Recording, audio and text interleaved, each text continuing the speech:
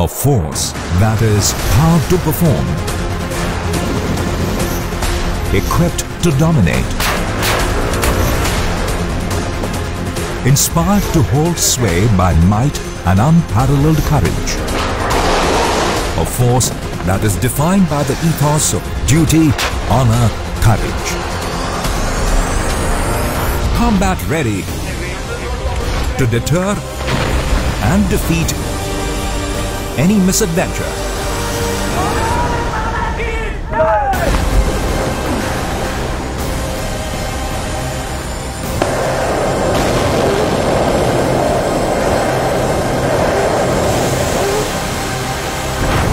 The Indian Navy, a combat-ready force for national security. एकदा Indian नेव्हीसाठी आपण जोरदार टाळ्या देऊया.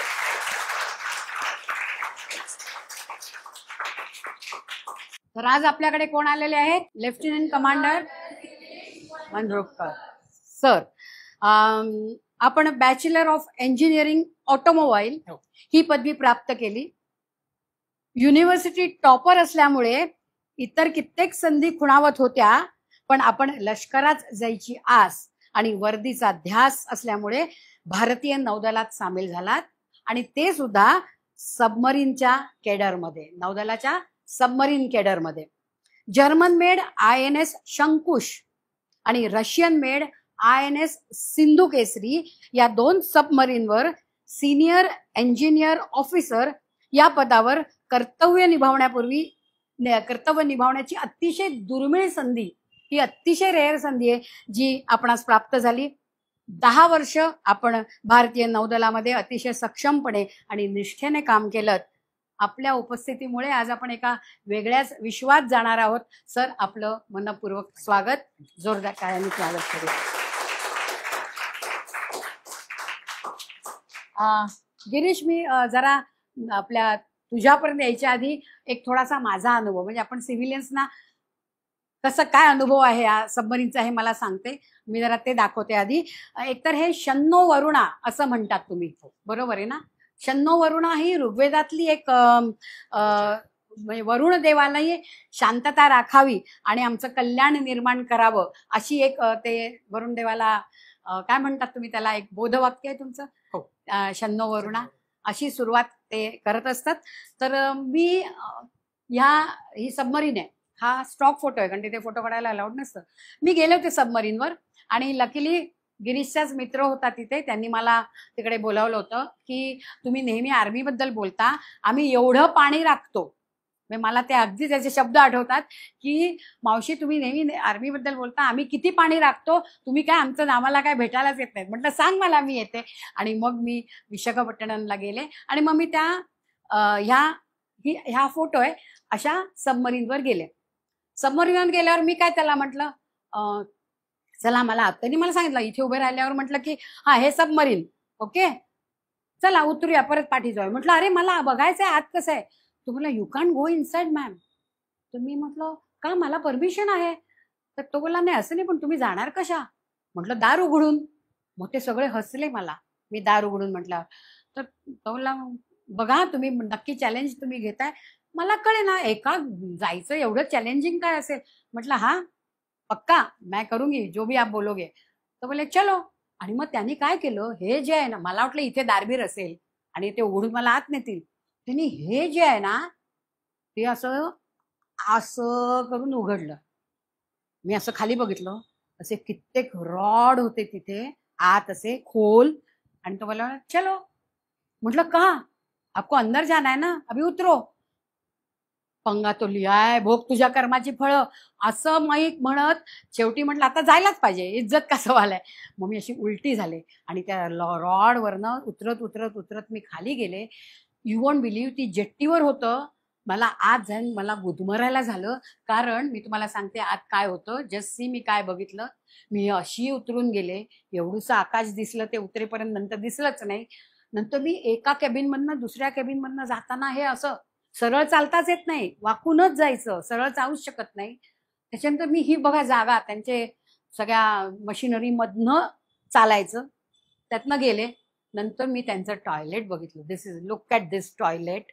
की जिथे सुद्धा हे अशी सगळं आहे, काही सुंदर चित्र बित्र असं काही नाही तिथे, टाईल्स बिल्स काही नाही, हे असं टॉयलेट आणि हे बंक बेड्स, म्हणजे एवढेसे असे छोटे छोटे बंक बेड्स होते.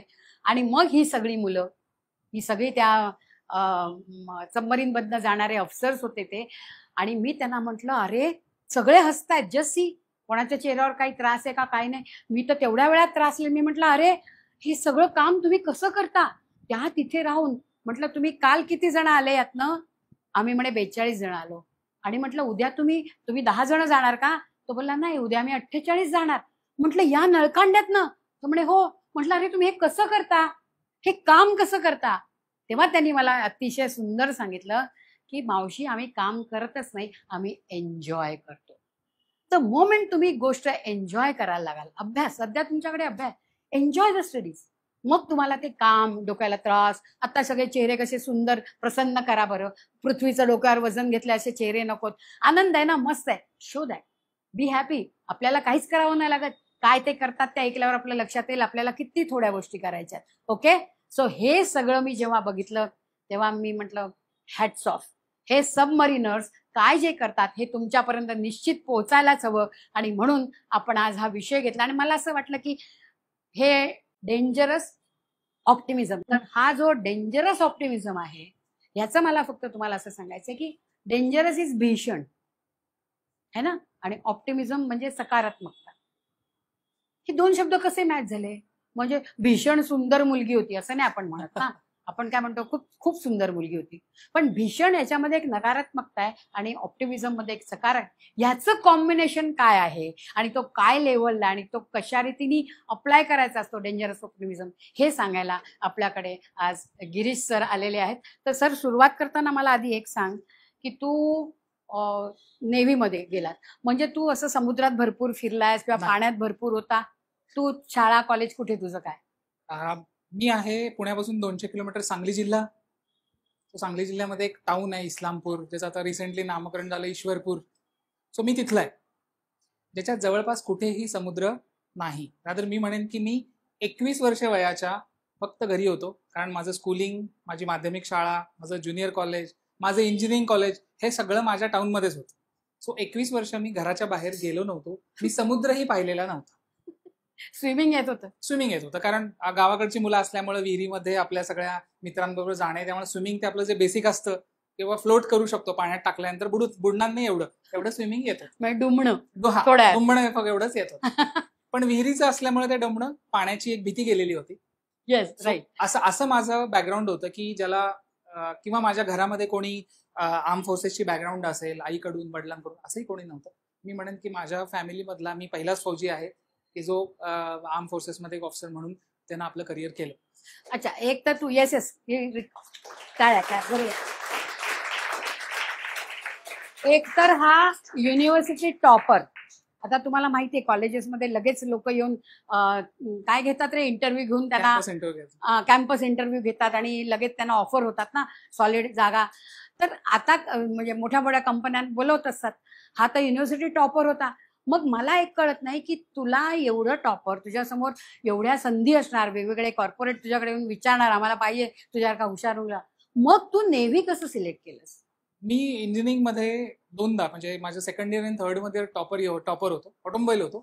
त्यामुळे आमच्या इकडे महिंद्रा ट्रॅक्टर्स, आपल्याला माहिती आहे कंपनी, ट्रॅक्टर बनवणारी, तर ती आली होती आणि त्यांनी मला सिलेक्टही केलं होतं. महिंद्रा ट्रॅक्टरच्या R&D मध्ये मी कामही केलं.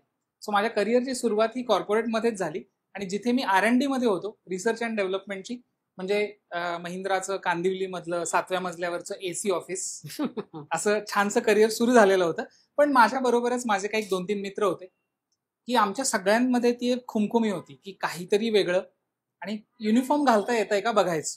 सो त्या ह्याच्यामध्ये एक जण मर्चंट नेव्हीमध्ये तो गेला वैद्य म्हणून. एक दुसरा माझा मित्र, खूप माझा जवळचा मित्र, म्हणजे माझ्या कॉलेजमधलाच माझा मित्र, फक्त मेकॅनिकलचा, तो ऑलरेडी नेव्ही, त्याने इंडियन नेव्ही जॉईन केली आणि त्याच्यानंतर 1 वर्षानं मी इंडियन नेव्ही जॉईन केली. त्यानं शिपवरती जॉईन केली. मी, माझ्यात थोडी खुमखुमी जास्ती होती, त्यामुळे मी सबमरीन मध्ये जॉईन केली. म्हणजे सबमरीन मध्ये जायला हा डेंजरस ऑप्टिमिझम हा पहिल्यांदा तुझ्यामध्ये होता की करिअर चूज करताना सुद्धा असं करा की ज्याच्यामुळे ठीक आहे, थोडं चॅलेंजेस आपल्याला येत राहतात. म्हणजे तिथूनच तुझी ती खरी सुरुवात झाली. बरं, हे तू काय म्हणतोस ते सांग. ओके, आता हे वाक्य जे मी लिहिलीत ही तुमच्यासाठी आहे, आणि आता आपण ती वाक्य वाचायची, आणि आता ठीक आहे, आता आपल्याला ते कदाही समजणार नाही, आता आपल्याला वाटेल की ठीक आहे हे माझ्यासाठी नाही आहे, पण ही सगळी हे वाक्य माझ्यासाठी आहे, हे वाक्य ह्या वर्गातल्या प्रत्येकासाठी आहे, की सम पीपल गिव्ह टाइम. वेळ देतो ना आपण, प्रत्येक जण वेळ देतोच. आता हे सगळं कोशासाठी आहे? देशासाठी आहे. Some people give time, some money. उद्योजक असतात, ते आपला पैसा लावतात, प्रॉफिट कमवतात, भारताला आणखी चांगलं मोठं उद्यमशील राष्ट्र बनवतात. सम देअर स्किल्स. काही लोकांकडे पैसा असतो नसतो, पण स्किल बऱ्याच लोकांकडे असतात. शास्त्रज्ञ आपले त्याची बुद्धी, त्यांचे स्किल्स वापरून ते काय करतात, भारताचं नाव आणखी मोठं करायचं बघतात. Some literally give their lives blood. Arm forces, paramilitary forces, police forces, सगळ्या जेवढे युनिफॉर्म घातलेल्या फोर्सेस आहेत, ते definitely they literally give their lives blood. But everyone has something to give. हे आपल्याला लक्षात ठेवायचं. आणि हे का, कसं, हे आपण ज्या वेळेला आपलं प्रेझेंटेशन संपेल त्यावेळेला आपण ह्याच्यावरती आणखी थोडंसं जास्ती त्याला आपण उलगडूया, की एव्हरीबडी हॅज, म्हणजे तुम्ही सुद्धा, हो तुम्हीच.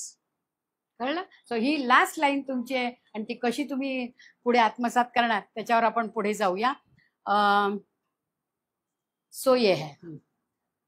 सो मगाशी मावशीने सांगितलं की डेंजरस शब्द कसा आहे, निगेटिव्ह आहे, की आपण असं म्हणू शकत नाही. जर मावशीने उदाहरण दिलं की डेंजरसली सुंदर मुलगी, असं आपण म्हणू शकत नाही. डेंजरसली सुंदर देखावा असं नाही म्हणत आपण. सो डेंजरस शब्द निगेटिव्ह आहे. पण ऑप्टिमिझम, आशावाद, म्हणजे मी कोणीतरी चांगला बनणारच, मी कोणीतरी चांगली बनणारच, माझा नंबर चांगला येणारच, सगळं काही चांगलं चांगलं, आशावाद. मग हे दोन्ही शब्द एकत्र आले तर तो शब्द काय बनेल, की डेंजरस पण आहे, म्हणजे भीषण पण आहे, आणि आशावाद पण आहे. तर मला असं वाटतं की हा शब्द न्यूट्रल होऊन जातो. कारण हा निगेटिव्ह, हा पॉझिटिव्ह, आपल्याला माहिती आहे ना, जनरली निगेटिव्ह पॉझिटिव्ह झालं की न्यूट्रल बनून, तसा हा शब्द न्यूट्रल बनतो. पण त्याला एक झालर असते, की तो पॉझिटिव्हही बनू शकतो किंवा तो निगेटिव्हही बनू शकतो. कशामुळे? पर्स्पेक्टिव्ह, दृष्टिकोन, की माझा दृष्टिकोन काय आहे त्या या शब्दाकडे किंवा माझ्या बिहेवियरकडे बघायचा, त्याच्यानुसार हा शब्द बनेल डेंजरस, ऑप्टिमिझम. मग तो पॉझिटिव्ह की निगेटिव्ह हा आपल्यावरती आहे. जसं की उदाहरणादाखल कोणीतरी आपल्या वर्गातलेच एखादी मुलगी किंवा मुलगा म्हणेल की मी हुशार आहे, माझी कधीही टेस्ट घ्या, मला 100 मार्कच पडतील. हा त्याचं काय असेल, डेंजरस ऑप्टिमिझम असेल. पण त्याला झालर कशाची असेल, थोडीशी ओव्हर कॉन्फिडन्स है ना. आपण म्हणू मग तो चांगला आहे का? मी स्वतःबद्दल बोलतो की माझी कधीही टेस्ट घ्या, मला 100, मी सगळ्यात हुशार, या शाळेमध्ये जेवढं काही नॉलेज आहे ते फक्त माझ्याकडे आहे. हे ऑप्टिमिझम कसलं आहे, डेंजरस आहे. पण कसं, निगेटिव्हली डेंजरस आहे. पण तेच तुमच्या टीचर्स दुसऱ्या टीचर्सना सांगतात की त्या मुलीची किंवा त्या मुलाची कधीही टेस्ट घ्या, त्याला तुम्ही काहीही प्रश्न विचारा, तो तुम्हाला, मला खात्री आहे की तो तुम्हाला चांगली उत्तरं देईल आणि त्याला 100% 100 पैकी 100च पडतील. हा पण आशावाद आहे, हा पण भीषण आशावाद आहे ना.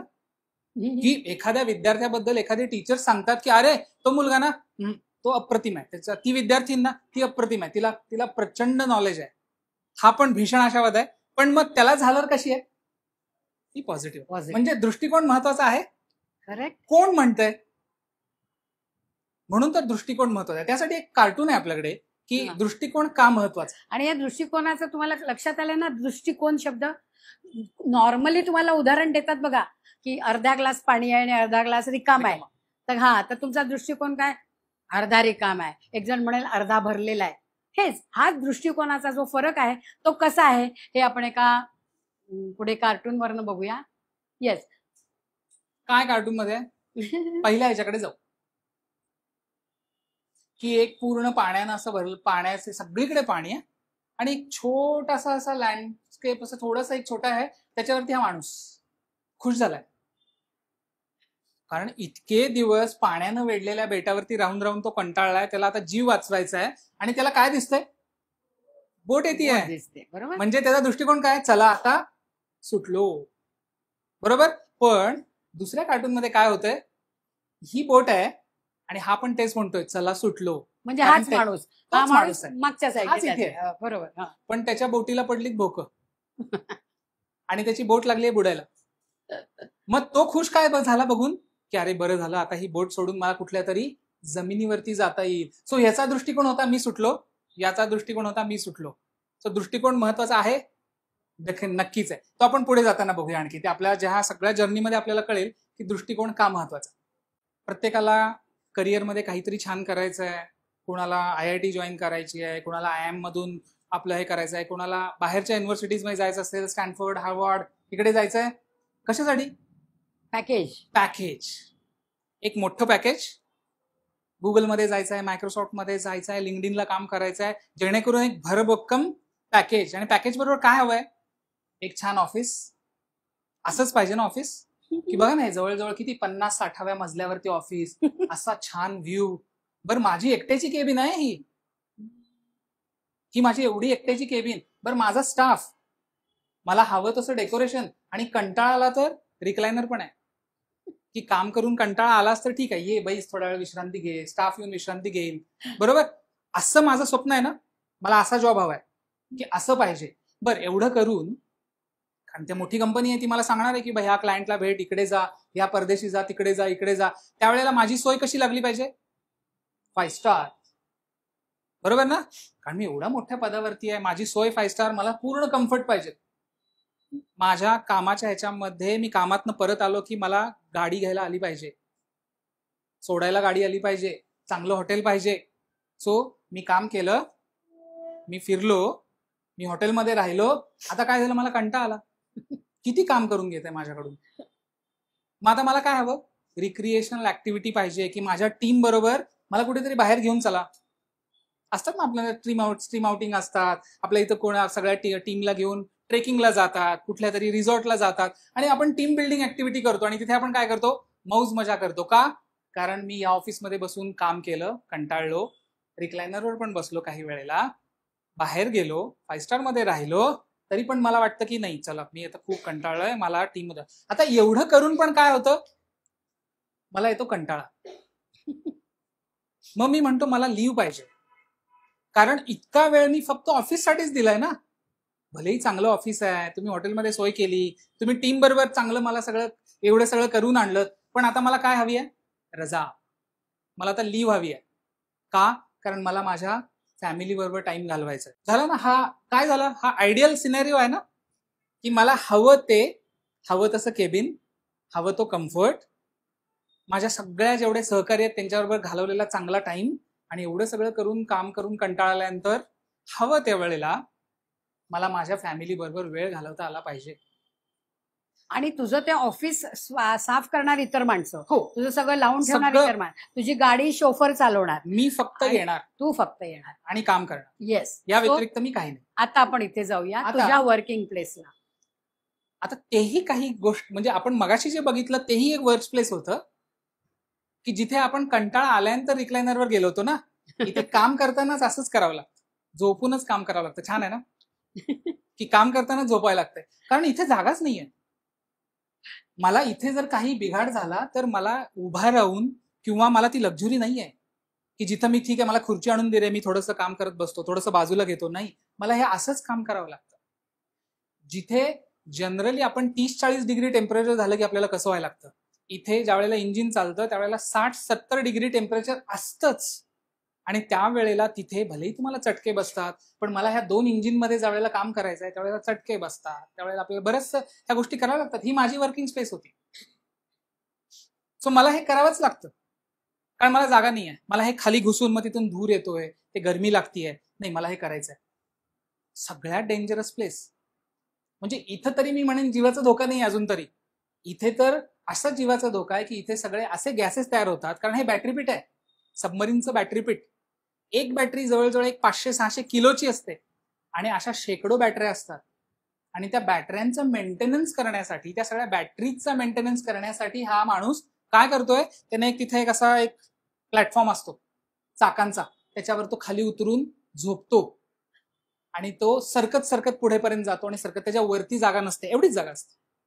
सो त्याला ते रिस्ट्रिक्शन आहे स्पेसचं, त्याला तिथे स्पेसची लक्झरी नाही. आणि मग आपण म्हणतो ना, बॉस कसा पाहिजे, बॉसचं केबिन कसं असलं पाहिजे, ते तर आपलं होतं. आपल्या बॉसचं केबिन कसं असेल, हे सगळे त्या सबमरीनचे बॉसेस, की जे हे पेरिस्कोप आहे, तिथे हा नॅव्हिगेटिंग ऑफिसर आहे जो सांगतो सबमरीनला की कुठं आपल्याला घेऊन जायचं आहे, तो सगळे हे सांगत असतो. इथे सगळे ते टेक्निकल ऑफिसर्स की जे सबमरीन चालवत आहेत, हे सगळे ते मागे असणारे आपले जे काय ऑर्डर असतील त्या पास ऑन करून सबमरीनला कसं हे करायचंय ते सगळे करणारे आहेत. सो एक आपण मगाशी बघितलं की तो लाईफस्टाईल आणि तो लाईफस्टाईल. आता मला काम करून कंटाळा आला, मग आपण कुठे गेलो होतो? त्या 5 स्टारच्या केबिन मध्ये गेलो होतो ना. इथे काम करून कंटाळा आला की मी अशा बंक्स वरती येतो. बरं, हे बंक डेडिकेटेड नसतात. म्हणजे आपण कसं म्हणतो घरी पण असतं ना, माझी खोली माझा बेड, इथे तसं नसतं. माझी चादर माझं हे, इथे तसं नाही. याला म्हणतात हॉट बंकिंग सिस्टम. की ज्या वेळेला, कारण तुमच्याकडे जागाच नाही आहे सबमरीन मध्ये, सो एक माणूस काम करतो त्यावेळेला त्याच्या जागेवरती दुसरा येऊन झोपतो.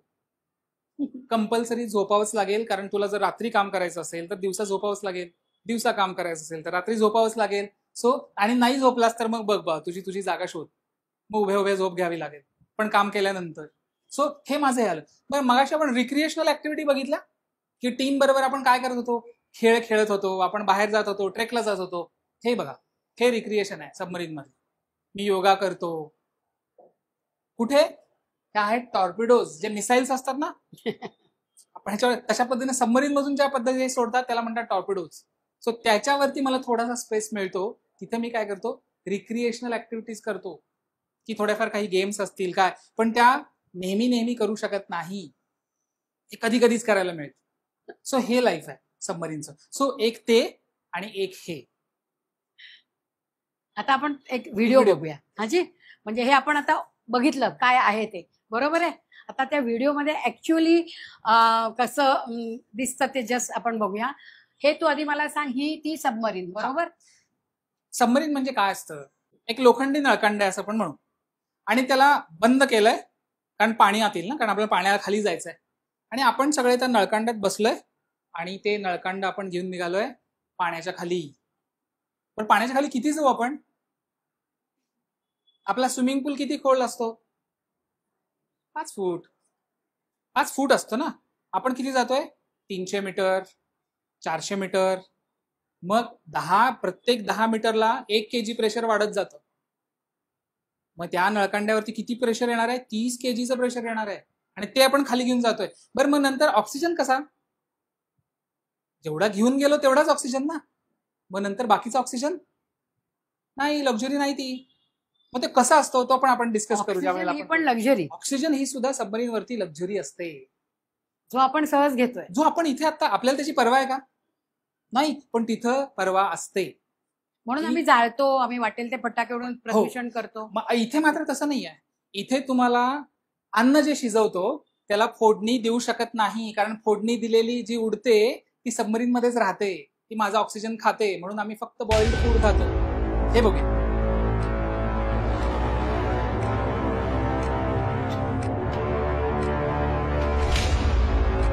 बघा केवढंसं आकाश दिसतंय. चलो अंदर जाते हैं. हे मी तुम्हाला सांगितलं ना मी कशी गेले, तो बघतो कसा, तेवढं किती खाली आहे बघा.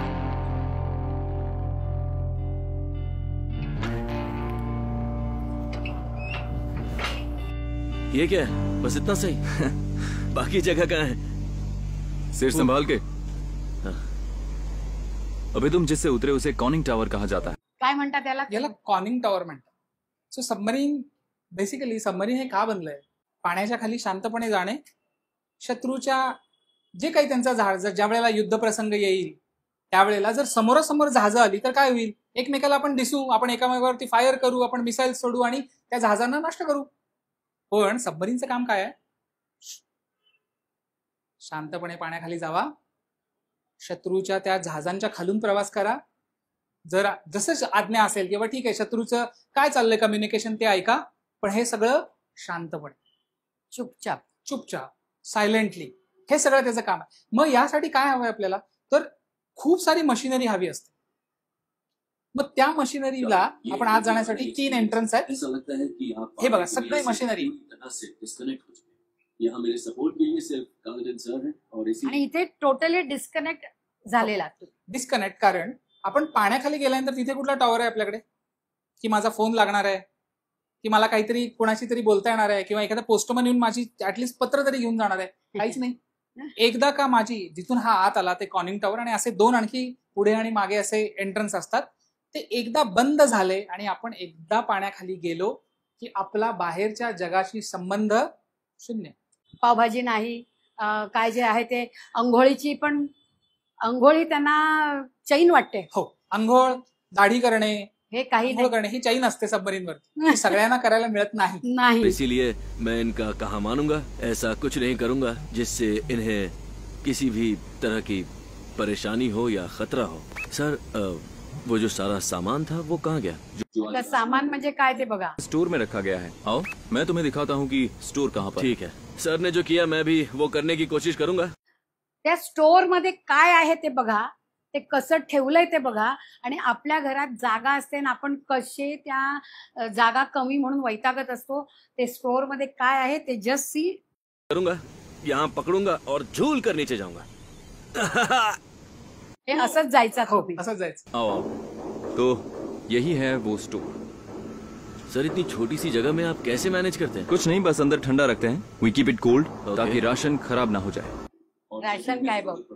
हम जाते हैं और सामान निकाल लेते हैं. मैं अब अंदर जाकर देखता हूँ. या श्योर. ओह वाह, जरा देखूं ये खाना कहाँ रखते हैं. ओह, ती केवढीशी जागा आहे बघा. आप लोग यहाँ कैसे चलते हैं? एकच माणूस जाऊ शकतो. उतरते समय चेहरा ऊपर रखो. ये कमरा सही है सर, ये कमरा बहुत बढ़िया है. कभी भी नीचे मत देखो. चढ़ते और उतर. हे काय, कभी भी नीचे मत देखो. का असं असतं ना की सबमरीनच्या जेवढ्या शिड्या असतात, आपल्या जनरली घरातला जिना असतो तो थोडासा तिरका असतो ना, किंवा आपण कुठल्याही ह्याच्यामध्ये इव्हन घरात जर शिडी लावायची असेल तरी आपण ती थोडी तिरकी लावतो. तिरकीला. सो त्यामुळे आपला बॅलन्स हा व्यवस्थित राहतो. इथे कसं असतं की ज्यावेळेस सगळ्या submarine, again space constraint, submarine is all about space space space, की मला स्पेस हा लक्झरी आहे माझ्यासाठी. मग त्यावेळेला ज्यावेळेला आपण शिड्यांवरून चढतो उतरतो, जर का मी खाली बघून हे केलं तर ऑब्व्हियसली आपण थोडेसे बेंड होतो. पण जर का आपण वरती राहिलो तर आपली बॉडी स्ट्रेट राहते. आणि दुसरी गोष्ट, जर का एका वेळेस आग लागली, खूप सारा धूर झाला, जर आपण खाली पाहत असू तर ते आपल्याला खूप लवकर अफेक्ट करतं. म्हणून एक सवयच लावून घ्यायची. So it's all about training, की जर हे असं ट्रेनिंग कायम नाही झालं तर तुम्ही ज्या वेळेला ऐन वेळेला ज्या वेळेला प्रसंग येईल त्यावेळेला तुमच्याकडून चुकाया होतीलच. म्हणून त्याने सांगितलं की नेहमी चढताना किंवा उतरताना नेहमी वर बघून उतरा. पायऱ्यांना बघायची गरज नाही. पायऱ्या आपोआप तुमचे जे मसल मेमरी असते ना ती तुमची तयार होते आणि तुम्ही ऑटोमॅटिकली उतरता. आग लागो न लागो तुम्ही वरच बघत गेलेला. कारण तुम्ही जर का तसं नाही केलं आणि तुम्ही जर अडकला तर तुमच्या मागे येणारे सगळे लोक हे अडकणार आहेत फक्त तुमच्यामुळे. Correct correct. म्हणजे तहान लागल्यावर विहीर खोदू नका हे जे म्हणतात ना, तयारीच ठेवायची. म्हणजे आपण काय करतो, आग लागली की शोधतात तिथे कुठे ते आग सांभाळायचं. आपण आधी विचारच करत नाही की असं होऊ शकतं, काय होऊ शकतं, याचा बी प्लॅन रेडी पाहिजे प्रत्येकाच्या मनामध्ये. बरोबर आहे. पुढे जाऊया. बघ काय आहे. सर कैसे हैं आप? ठीक हो. ये तो कमरा बहुत अच्छा है, यहाँ ठंड भी है. तो सब कुछ आ गया? सारा सामान आ गया है. जितनी भी सब्जियां हमें रखनी थी हमने सब रख ली. यहाँ पे आपको सब कुछ ध्यान से करना पड़ता है. जो चीजें यहाँ पर फ्रेश हैं, जो जल्दी खराब हो सकती हैं, उन्हें आगे रखना पड़ता है. जो कैंड है और जो टेट्रा पैक्स में है उन्हें पीछे रखते हैं. यहाँ सब कुछ सिस्टमैटिक है. आराम से चढ़ना. आणि हे सिस्टमॅटिक ठेवावं लागतं. सिस्टमॅटिक ठेवावं लागतं. कारण आपलं जे बहुत काही मजेदार है. ज्याला आपण फ्रेश राशन, दोन प्रकारचं राशन असतं, एक फ्रेश राशन आणि एक दुसरं राशन.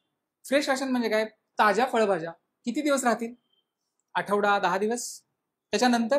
पण मग सबमरीन तर सेल कधी करणार आहे, 30 दिवस 40 दिवस, कधी त्याच्या जास्ती. मग नंतर खाणार काय, पिशवी घेऊन थोडंच मार्केटमध्ये जाणार आहे, किंवा चला आपण समुद्रामध्ये कुठतरी असेल मार्केट, दार उघडू. म्हणजे दार उघडल्यानंतर पाणी, आपण तर 300 मीटर खाली आहे ना.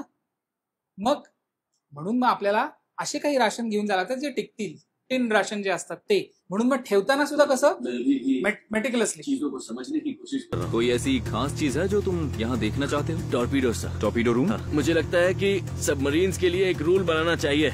यहाँ सिर्फ 5 फुट 5 इंच के लोगों को ही लेना चाहिए. हाइट के लिए रूल? हाँ, अगर हाइट के लिए रूल हो तो लेकिन अच्छा है कम ना? हाइट वाले नहीं आ सकते. हाँ, 5 फुट 5 इंच के ऊपर के लोग नहीं आ सकते. समझ सकता हूँ लेकिन ये अलाउड नहीं है. लेकिन आप 6 असा काही रूल असू असा शकत काही रूल असू शकत नाही. कारण त्या एक हाईट लिमिट असतात, पण त्या कमी हाईट साठी असते. कारण माझा एक कोस्मेट आहे स्वतःचाच, जो माझा मित्र आहे चांगला, त्याची उंची 6 फूट 1 इंच आहे आणि तो सबमरीनर आहे. अभी तुम सबमरीन के सबसे अगले हिस्से में हो. इसे फ्रंट मोस्ट कंपार्टमेंट कहा जाता है. तो ये पहला कंपार्टमेंट. हाँ, ये पहला ही है. अभी हम जहाँ खड़े हैं उसके नीचे बैटरीज हैं, उन्हीं से ये चलती है. तुम्हें टॉर्पीडोज देखने हैं ना? हाँ सर. उसके लिए ऊपर जाना होगा. ओह, परत तसंच जायचं. वरती पण मैं जाऊं?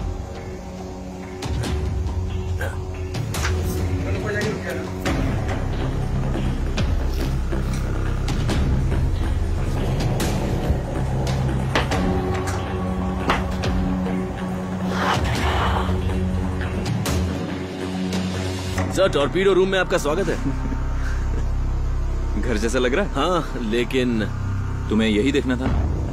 कमाल की जगह। तो ये टॉप डेक है और ये टॉर्पीडो डेक है। Front most deck.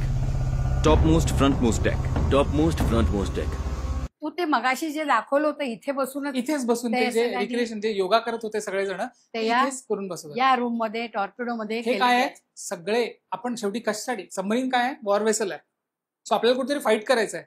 मग त्यावेळी आपल्याला काय करावं लागतील, मिसाईल सोडतो आपण, जसे आपण हे बचावामध्ये बघितलं ना, तर तसे हे टॉर्पिडोज आहेत सबमरीन मध्ये. टॉर्पीडो ट्यूब है, वहाँ लोड करने के बाद उसे फायर किया जाता है। तो उन्हें यहाँ रखते हैं। हाँ, इनको हम शेल्स कहते हैं, torpedo shells. In shells per torpedo को रखा जाता है। यहाँ बहुत सारी टॉर्पीडोज को हम रखते हैं जो कि दुश्मन को डराने या अटैक करने के लिए काम आते हैं। मैं तो अभी डर गया। तुम मत डरो, दुश्मन डरेगा। सबमरीन्स में टॉर्पीडोज तो हम ले जाते ही हैं और उसके साथ ही साथ हम मिसाइल्स और माइंस भी ले जाते हैं। मैं हैरान रह गया था ये देखकर कि इतनी सी जगह पर आप इतना कुछ कैसे रख सकते हैं, वो भी इतना भारी। फिलहाल मैं मोटर रूम में असाइंड हूँ और वो इस सबमरीन का सेकंड लास्ट कंपार्टमेंट, तो सबसे पीछे। हाँ, सबसे क्योंकि ये फर्स्ट कंपार्टमेंट। ठीक है, तो चलिए पीछे जाए। Let's go. After you sir. Yes, अभी बोला. ऑप्शन 2 होते. एक पहिला ऑप्शन आपण बघितला होता की ज्याच्यामध्ये पूर्ण लक्झरी होती, आणि एक दुसरा ऑप्शन होता. आणि प्रत्येकाकडे हा ऑप्शन असतो. जसा माझ्या समोर होता की मी महिंद्राचा R&Dचा जॉब करत होतो, मी तो कंटिन्यू करू शकलो असतो. तसे माझे कितीतरी सिनियर्स आहेत, तसे माझे कितीतरी सहकारी आहेत किंवा ज्युनियर्स पण असतील की त्यांच्याकडे ह्या सगळ्या अपॉर्च्युनिटीज होत्या. मग त्यांनी हे असं प्रकारचं लाईफस्टाईल आणि अशा प्रकारचं वर्क एन्व्हायरमेंट का चूज केलं असेल? असा त्यांच्यामध्ये काय डेंजरस ऑप्टिमिझम असेल की त्यांना असं वाटतंय की बाबा नाही, मला हे केलं पाहिजे. येस, हा मी आहे. माझं वय असेल एक 23-24 आणि मी ऑलरेडी सिनियर इंजिनियर एका सबमरीनचा होतो. आणि हा माझा फोटो माझ्या एका सिनियरनी काढला की ज्यांनी मला ट्रेन केलं होतं आणि नंतर त्यांच्याच हाताखाली मी काम करत होतो. So he was very proud की मी तयार केलेला एक विद्यार्थी आज पूर्ण सबमरीन हँडल करतोय. आज पूर्ण एक सबमरीन, कारण टेक्निकल ऑफिसर्स जे असतात त्यांचं काम असतं की सबमरीनला पाण्याखाली घेऊन जाणं, खूप जिकिरीचं काम असतं, आणि सबमरीनला पाण्याच्या वर घेऊन येणं. मग त्याच्या आधी खूप साऱ्या टेक्निकॅलिटीज असतात आणि ते सगळं करण्यासाठी तुमच्या खूप साऱ्या परीक्षा होत असतात, तुमच्या खूप सारे ट्रेनिंग होत असतात. सो हे हा किती वर्ष वय? 23-24. मी म्हणून दाखवत नाहीये. आज असे कित्येक जण आहेत की ज्यांचं वय किती आहे? फक्त 23-24. आणि जबाबदारी किती मोठी आहे? तर अख्ख्या त्या 40-50 लोकांचं आयुष्य. कारण एक चूक माझी असेल किंवा इतर कोणाची असेल तर त्या सबमरीन मध्ये त्या सगळ्या लोकांचा जीव धोक्यात येऊ शकतो. आपल्या भारताची जी काही करोडो रुपये खर्च केलेली सबमरीन असेल ती सुद्धा धोक्यात येऊ शकते. आणि हे फक्त काय चालवायचं एवढंच काम नाहीये, तर मला ही एका इच्छित स्थळी घेऊन जायची आहे आणि तिथून पुढे माझं काम सुरू होणार आहे. माझं काम अजून सुरू झालेलंच नाहीये. माझं ऍक्च्युअल काम आहे जेव्हा एखाद्या वेळेला वॉर लाईक सिच्युएशन येईल, सो तिथपर्यंत पोहोचणं हे itself is a great war. आणि ऍक्च्युअल वॉर मला त्याच्यानंतर लढायचं करायचंय. सो प्रत्येक क्षणामध्ये इथं असं आहे की काय असेल याचा की मला माझं आयुष्य असं फेकावं वाटतं आणि असलं काहीतरी काम करावं असं वाटतं. आपल्या बॉर्डरवर उभारलेला जवान, त्याला असं काय वाटतं? त्याच्याकडे असं काय ऑप्टिमिझम आहे की तो म्हणतो की चला ठीक आहे, शत्रूची गोळी तर गोळी, मला हरकत नाही, मी गोळी खाईन पण मी हेच काम करेन. त्याला दुसरं काम मिळणार नाही? मिळेल ना, मग तो तेच काम का करतोय? कारण एकच आहे, तुमच्यासाठी, फॉर माय कंट्री. मग हा डेंजरस ऑप्टिमिझम नाही एक सोल्जरचा? कारण उदाहरण सांगतो, ज्यावेळेला ऑपरेशन सिंदूर चालू होतं त्यावेळेला तुम्ही कुठे लपलेला? बेड खाली लपलेला, बेड खाली लपलेला, घाबरून गेला होता. आणि आता माहिती नाही आता काय होणार जर पाकिस्तानी सैन्यानं एखादं मिसाईल सोडलं, त्यात जर का पाकिस्तानी सेना पुण्यात आली ट्रॅफिक एवढं, मग पळणार कुठे आपण?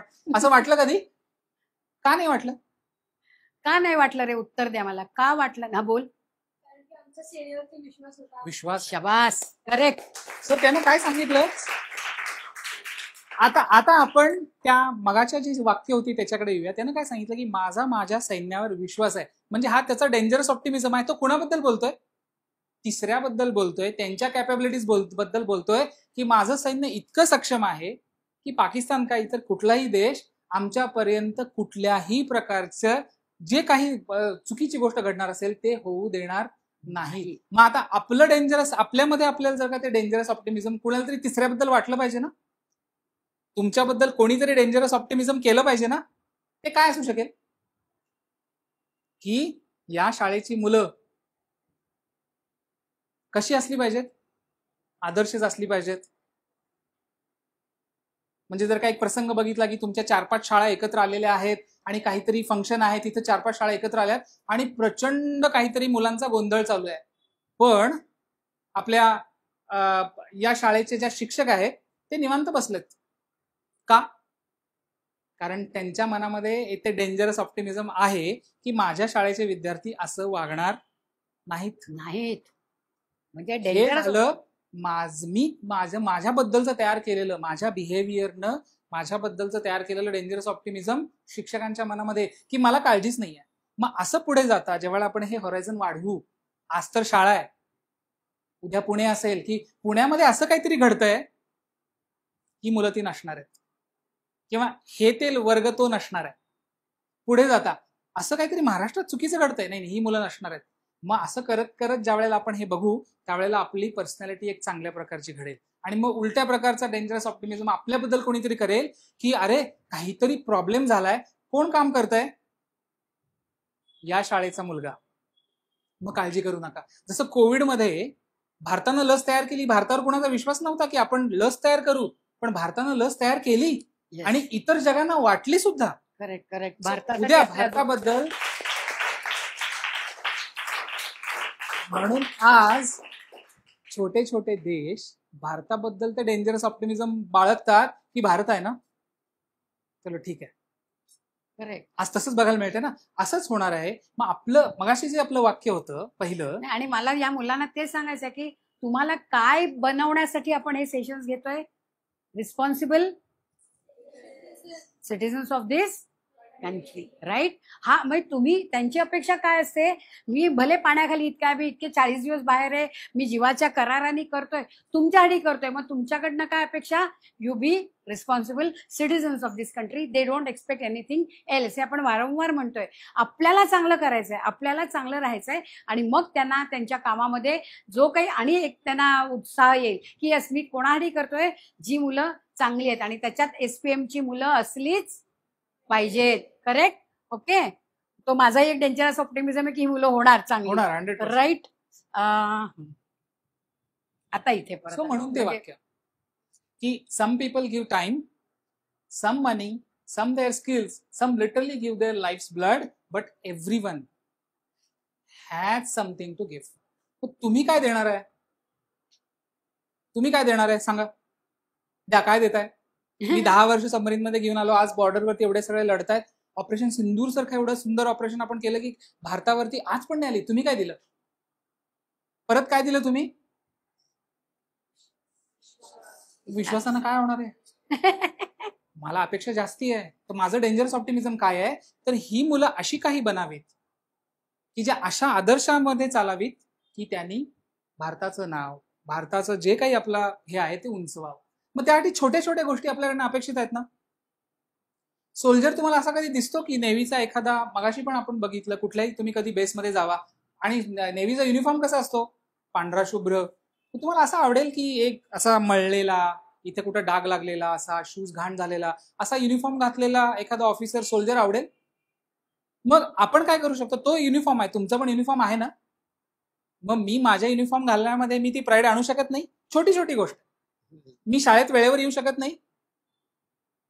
सो ते ऑप्टिमिझम कधी तयार होईल? ज्यावेळेला या छोट्या छोट्या गोष्टींमधून की माझे शूज पॉलिश का नाहीत, मी माझा युनिफॉर्म घालायला मला प्राईड वाटत नाही, माझा युनिफॉर्म चांगला ठेवू शकत नाही, माझा वर्ग स्वच्छ ठेवू शकत नाही, माझी शाळा, माझं शहर, हे सगळं मी चांगलं नाही करू शकत. येस. मग हाच फक्त आशावाद आहे की आम्ही जे कोणी करताय काम, मग ते कुठलाही वर्दी घातलेला कुठलाही माणूस होतो, तो त्याचं काम करतोय. तुम्ही काय करता? तुम्हाला काही ग्रेट नाही, आपल्याला फक्त आपलं काम करायचंय. मी तुम्हाला तेव्हा सांगितलं होतं की माझ्या कॉलेजचे टिकेकर सर होते आणि मी अशी उद्विग्न होऊन सरांकडे गेले होते 15-16 वर्षाची की काय चाललंय समाजात. I am talking of 1977. आता तर काय बोलण्याची सोय नाहीये. तेव्हा सरांनी मला सांगितलं होतं, दुसऱ्यांकडे कशाला बघतेस तू अनुराधा, तू चांगली हो ना, तू चांगलं काम कर, दुसऱ्यांच्या नुसत्या कामाला वाईट म्हणून चालणार नाही. असं चांगलं काम कर की one Anuradha can be an asset to the nation. मी कॉलेजमधली मुलगी होते, सरांनी डायरेक्ट मला नेशन पर्यंत तो जो प्रवास दिला, जो आता ह्यांनी सांगितला, शाळा, मग तुमचं पुणे, मग तुम्हाला सिटी, मग सिटीतून महाराष्ट्र, महाराष्ट्रातून शेवटी तुम्ही कुठे नेशनशी कनेक्टेड असणार आहात, हा विचार देण्यासाठी आपली ही सगळी सेशन्स आहेत. Be good human being, be good citizen of this country, be good student of this country, की तुम्ही या नेशनचं नाव पुढे पोचवाल. मला आता वेळ कमी, पण मला तुझे अनुभव पाहिजेत की ज्या ह्या डेंजरस ऑप्टिमिझमला खूप युक्तिक आहेत. सांगेन एक दुसरा एक अनुभव सांगतो. सांग. सबमरीन मध्ये खूप सारे तुम्हाला ट्रेनिंग खूप करावे लागतात, सारखे ट्रेनिंग करावे लागतात, कारण इथे जोपर्यंत तुमची ती सवय बनत नाही तोपर्यंत तुम्ही सबमरीनर होऊ शकत. सो अशीच एक सवय असते सबमरीन मध्ये. आपण बघितलं ना किती मशिनरी आहे सगळी, आणि बरं तो क्लोज स्पेस आहे, म्हणजे किती उकडत असेल, सो तुमचा एसी कंटिन्यू चालूच असावा लागतो. आणि एवढे सगळे मशिनरीचे आवाज, इंजिन चालू असेल तर बघा तेवढं मोठं इंजिन धडधड किती आवाज करत असेल. आता अचानक आपण तर म्हणलो की सबमरीन बनलंय सायलेंट राहण्यासाठी, मग एवढे आवाज. हो, मग आता एक अशी गोष्टीचा एक्सरसाइज करतात, त्याला म्हणतात ultra quite state. Ultra quite state. Ultra quite मग आपण काय म्हणतो, क्वाइट शांत, पण आपण अल्ट्रा लावतोय म्हणजे अगदी शांत, म्हणजे जैसे थे.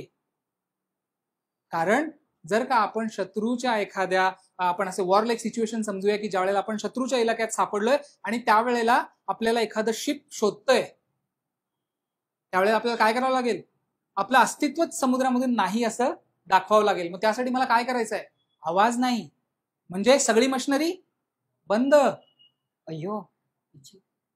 मग डेकवरती चालणं नाही, कारण तुमच्या पायाचे आवाज होतील. बरं, असं किती वेळ थांबावं लागेल माहिती नाही. त्यामुळे मला परत वरती येऊन ते थोडंसं ऑक्सिजन घ्यायचं हे ते करता येईल, किंवा ऑक्सिजन सिस्टीम असेल ती चालली तर पंख्यांचा आवाज होईल. नाही, हे सगळं बंद. मग कशासाठी, तर ऑक्सिजनचं कन्झम्पशन कमी होऊ दे. मग कंपल्सरी झोपा, जे काम करतायत ते काम करा. असं किती वेळ माहिती नाही.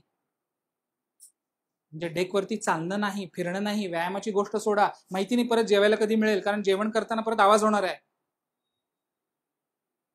सो ह्या स्टेटमध्ये मला किती वेळ राहायचं आहे मला माहिती नाही. असं तुझं झालं होतं? असं हे ट्रेनिंग करवतातच. हो हो हो हो हो. की जेणेकरून बेसिकली हे ट्रेनिंग का, तर असं कधी नॉक तर होणार नाही की शत्रू उद्या सांगून करेल की मी उद्या येणार आहे, तुम्ही तयार राहा. तुम्हाला तयार तर नेहमी राहिलं पाहिजे. तसंच आपलं आहे की आपल्याला नेहमी तयार राहिलं पाहिजे. ते सांग ना, ते तू ते काय गॅसचं काहीतरी झालं होतं ते. माझं ट्रेनिंगच चालू होतं आणि सबमरीन मध्ये आपण जसं मी म्हणलं की आपण पाण्याखाली निघालोय, मग आता कचरा तयार होईलच ना. कचरा तर सगळीकडे तयार होतो, ओला कचरा, सुका कचरा आपण करतोच ना, वेगळा वेगळा करतो आणि कुठे फेकतो, रस्त्यावरती कुठेही फेकतो. म्हणजे आपण बघतो गाडीवरून, आपल्या घरचे पण काही वेळेला असं असतील की गाडीवरून घेऊन जायचं आणि जाता जाता जिथे कचरा आहे तिथे फेकून द्यायचं. सबमरीन मध्ये कुठं फेकणार, दरवाजा उघडून माशाला नाही करू शकत. मग सबमरीन मध्ये एक गोष्ट असते की आपण नळकांड म्हणून एक दुसरं नळकांड असतं, ज्याच्यामध्ये आपण तो कचरा भरतो. त्याला दोन्ही साईडनं असे हे असतात, ते बंद असतात. मग त्याला पाण्याचा प्रेशर करणं, त्याला बाहेर फेकून देतो, कारण आपण पाण्याखाली आहोत. आता असं आमचं ट्रेनिंग चालू होतं आणि त्यावेळेला आम्ही ते करत होतो. आणि त्याच्यामध्ये एक एक्सरसाइज असतो की आपण खालचं झाकण, वरचं झाकण, मग त्यासाठी पहिल्यांदा सगळं बसलंय का व्यवस्थित, मग इथे प्रेशर देतो, मग ते खालचं झाकण उघडतो, मग पाण्याने ते खाली टाकून देतो, मग पुन्हा खालचं झाकण बंद करतो आणि मग ते पाणी आलेलं ड्रेन करून आपण मग बघतो की बस सगळं गेलंय का. तर ही सगळी प्रोसिजर आम्ही व्यवस्थित केली, पण शेवटी मेकॅनिकल गोष्ट आहे, काही वेळेला काहीतरी बिघाड होतो आणि आमचं ट्रेनिंग चालू होतं. सो जरी ऑफिसर असलात तरी तुम्हाला सगळी कामं माहिती पाहिजेत. आपण असं म्हणू शकत नाही की हे छोटं काम आहे, असलं काम आहे, नाही, तुम्हाला सगळी कामं माहिती पाहिजे. सो मी आणि आमच्याबरोबर एक माझे चीफ एमई होते. सो आम्ही काय केलं, तर आम्हाला सगळे प्रोसिजर झालंय, खालचं लीड बंद झालं, आता वरचं लीड हे करायचं आहे, म्हणून आम्ही थोडंसं ते जोर लावून उघडायचा प्रयत्न केला. उघडत नाही, पण ते संभव थोडंसं क्रॅक ओपन झालं आणि अचानक एक जोरात पाण्याचा फवारा जोरात उडायला लागला. कारण आपण पाण्याखाली आहे आणि एवढंच जरी ओपनिंग असेल, म्हणजे असं म्हणूया की जर का त्या सबमरीनला एवढं जरी भोग पडलं तरी त्या सबमरीन मध्ये इतकं पाणी येईल की ते पटकन बुडून जाईल. आणि इथे तर काय झालं, ते एवढं मोठ्या ह्याच्यामधून साईडनं संपूर्ण पाणी यायला लागलं आणि ते घाण पाणी आहे, एकतर खारं पाणी आहे आणि तुम्हाला कुठेही पळता येत नाहीये, कारण तुम्ही जिथे बसता, मगाशी तुम्ही बघितलं ना तो जो हा उतरलेला होता तिथेच थोडंसं पुढे जाऊन की तिथे जागाच नाही आहे. मग आता ही सिच्युएशन आली, करायचं काय? मग त्यावेळेलाच असं नाही होत की तुम्ही घाबरून तिथून पळून जाल, नाही, तुमचं काम आहे, तुम्हाला शिकवलेलं आहे, ट्रेनिंग मिळालेलं नाही, सो तुम्ही जे काही आहे ते करून, असं पण होत नाही की तुमचे जे अधिकारी आहेत ते पॅनिक होतील की काय चाललंय. त्यांनाही माहिती आहे, त्यांनाही तुमच्यावरती ऑप्टिमिझम आहे की याला ट्रेन केलंय, याला त्या सिच्युएशन मधून बाहेर येणं माहिती आहे. माय गॉड. सो काही करून आम्ही ते, कारण ते एवढं पाण्याचा फवारा, ते संपूर्ण घाण पाणी उडतंय, ते तो नाकातोंडात जात आहे, जागा जायला कुठं नाहीये, कारण दिसत नाही, कारण खूप मिस्ट तयार झालंय. त्या ह्याच्यामध्ये ज्या वेळेला आपण काम करतो अशा एन्व्हायरमेंटमध्ये, त्यावेळेला असं वाटतं की आता काय होणार. पण परत आम्ही जे काही आमचं ट्रेनिंग होतं त्यानुसार आम्ही ते व्यवस्थित केलं आणि परत तो जे काय होतं ते सिस्टीम व्यवस्थित झालं. पण अशा वेळेला असं वाटतं की अरे किती जवळ, फक्त माझंच जीवन नव्हे तर माझ्याबरोबर असणाऱ्या कितीतरी लोकांचं छोट्या छोट्या चुकांमुळं, छोट्या छोट्या गोष्टींमुळे जीव धोक्यात येऊ शकतो. Great great. अनुभव कितीतरी अनुभव आहेत, सांगण्यासारखे आहेत. वेळ कमी, मला फक्त ते तू काहीतरी बोलला की समुद्राचं पाणी पण तुम्ही कमी झालं म्हणून थोडं मिक्स करून साध्या पाण्यात पित होतात, पाणी जमवायचं म्हणून. कसं होतं की आपण प्रत्येक गोष्ट जी सबमरीन मधून घेऊन जातो ती थोडीच घेऊन जातो, की आपण फ्युएल घेऊन जातो. इथे कसं आपण गाडीतलं पेट्रोल संपलं की लगेच पेट्रोल पंप शेजारी असतो, भरतो, निघून जातो. सबमरीन मध्ये जे काही फ्युएल घेऊन जाऊ ते लिमिटेड आहे ना. तिथं कुठे मला समुद्रात म्हणजे एक देवमासा बसला पेट्रोल भरायला की बट चल तुला किती पाहिजे, नाही होऊ शकत असं. मग मला जे काही रिसोर्सेस आहेत ते मला खूप जपून वापरायला लागतात. त्यामधलं रिसोर्स आहे फ्रेश वॉटर, पिण्याचं पाणी. पिण्याचं पाणी आपण का जपून वापरायला पाहिजे? पिण्यासाठी नाही, कारण जर वेळ पडली आणि मला जर का जगावंच लागलं तर एक प्रमाण असतं की बाबा त्यात थोडं आपल्या साध्या पाण्यामध्ये थोडं समुद्राचं पाणी मिसळून मी पिऊ शकतो. पण जे सबमरीनचं इंजिन आहे त्याच्या कूलिंगसाठी फ्रेश वॉटरच लागतं आणि त्या इंजिनसाठी मला वाचवायचं आहे, स्वतःच्या जीवासाठी नाही. आणि असं समुद्राचं पाणी पिऊन पण यांनी आपण आलं पाहिजे. करता आलं पाहिजे. आपण निशब्द होतो कारण हे आपल्या सगळं स्वप्नातलं आहे, आपल्या विचारांच्या पण परे आहे. यांना आपण फक्त टाळ्या देऊ शकतो. टाळ्या देता येताना कधीतरी हात जोडले जाऊन नमन होतं. या मुलांसमोर माझं नेहमी नमन होतं, कारण हे माझ्या आयुष्यात मी कधी विचारही नाही केला, ते हे करून मुलं मोकळी होतात आणि हे सगळे युनिफॉर्म मुलं करतात. त्या सगळ्यांना एकदा जोरदार टाळ्या देऊया आपण. आणि यांच्या सन्मानासाठी कविवर्य कुसुमाग्रज तुम्हाला माहिती आहेत? कुसुमाग्रज कवी, त्यांचं नाव काय आहे? कविता नाही लिहित तेव्हा ते काय लिहितात? विवा. येस, राईट, माहितीये ना. हा, तर त्यांनी एक कोलंबसाचा गर्वगीत म्हणून कविता लिहिली आहे आणि ती यांच्या डेंजरस ऑप्टिमिझमला इतकी लागू पडते. त्यातलं मी आता शेवट करताना तुम्हाला काही ओळी सांगते. काय सागरी तारू लोटले, तारू म्हणजे जहाज. काय सागरी तारू लोटले परताया मागे, असे का हा आपुला बाणा. बाहेर तुफान आहे, आम्ही काय म्हणून परत यायचं की काय? हा आमचा बाणा नाहीये. त्याहून घेऊ जळी समाधी सुखे, कशासाठी जपावे पराभूत प्राणा. आम्ही पराभूतून परत येणार नाही, आम्ही पाहिजे तर जळामध्ये आमची जहाज बुडवून टाकू, आम्ही परत येणार नाही पराभूत होऊन. कोट्यावधी जगतात जीवाणू, जगती अन मरती. जगतात आणि मरतात, आपण असेच जगतो आणि मरतो. जशी ती गवताची पाती कशी अशी झोपून जातात ना काही झालं तर. नाविक आम्ही परंतु फिरतो सात नभान खाली. सात नभ म्हणजे सगळ्यात विश्वाचा पसाऱ्यात आम्ही फिरतो. नाविक आम्ही परंतु फिरतो सात नभान खाली, निर्मितो नवक्षितिजे पुढती. आम्ही नवीन क्षितिज पुढे घेऊन जातो. चला उभारू शुभ्र शिडे, नाविकांची ती बोट, त्याला शिडे असतात. चला उभारू शुभ्र शिडे, शिडी नाही हा शिडे, ती गर्वाने वरती, चला उभारू शुभ्र शिडे ती गर्वाने वरती, कथा या खुळ्या सागराला, सांगा या खुळ्या सागराला, अनंत अमुची ध्येयासक्ती, अनंत अमुच्या आशा, किनारा तुला पामराला. अरे समुद्रा तुला किनारा आहे, पण आमच्या या डेंजरस ऑप्टिमिझम असलेल्या सगळ्या नौदलाच्या मुलांना मात्र अनंत अशा ध्येयासक्ती आहे आणि अनंत अशी त्यांच्यापुढे क्षितिजे आहे. या त्यांच्या डेंजरस ऑप्टिमिझम वृत्तीला एकदा जोरदार टाळ्या आणि सलाम.